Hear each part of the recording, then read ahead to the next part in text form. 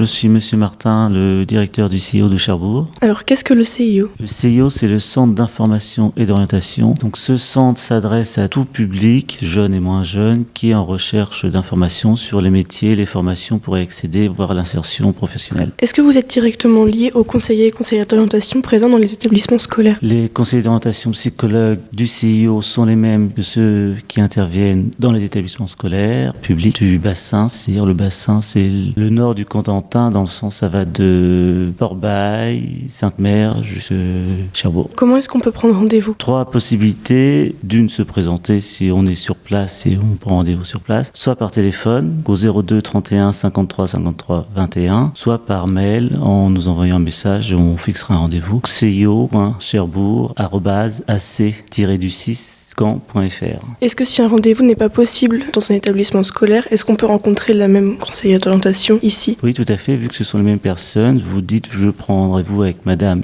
X qui travaille dans tel établissement et vous aurez les mêmes personnes. Le CIO est ouvert sur le temps scolaire, mais aussi pendant les vacances scolaires, contrairement aux établissements qui eux sont fermés. Donc les familles peuvent aussi venir aux vacances de Toussaint, de Noël, de février, de Pâques, prendre rendez-vous avec la conseillère de leur choix ou celle qui est permanente selon leur choix au CIO. Donc les rendez-vous ne sont pas réservés qu'aux élèves, on peut y aller aussi en famille ou même en groupe d'élèves ? Les groupes sont accueillis et les adultes travaillant ou sans emploi peuvent venir au CIO se renseigner. Comment se déroulent ces rendez-vous ? Donc les rendez-vous durent environ 1 heure et la conseillère déroule au fil des réponses de l'élève ou de la famille en fonction de leur demande. Et si 1 heure ne suffit pas, un second rendez-vous peut être proposé pour affiner la demande. Est-ce qu'il y a des documents de mise à disposition pour les élèves ou les adultes présents ? Oui, tout à fait. Nous avons un centre de documentation au rez-de-chaussée où il y a un certain nombre de brochures et de documents mis à disposition du public sur place. On peut faire des photocopies et les publics peuvent aussi emprunter certains documents pendant 1 semaine. Concernant les admissions post-bac, qu'est-ce que c'est ? Comment est-ce qu'on peut s'y inscrire ?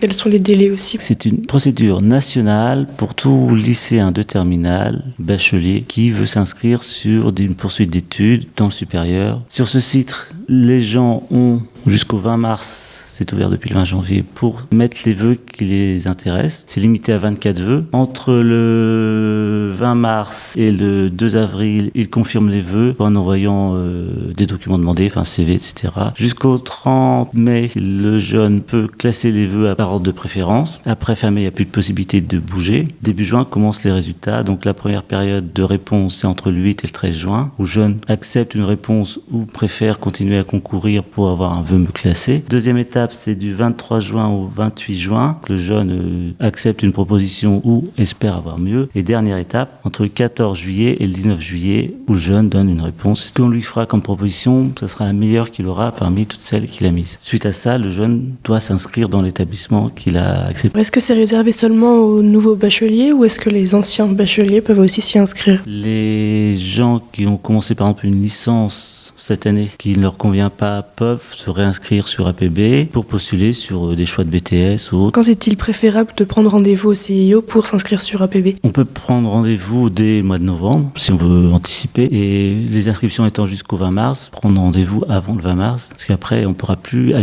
mettre de vœux.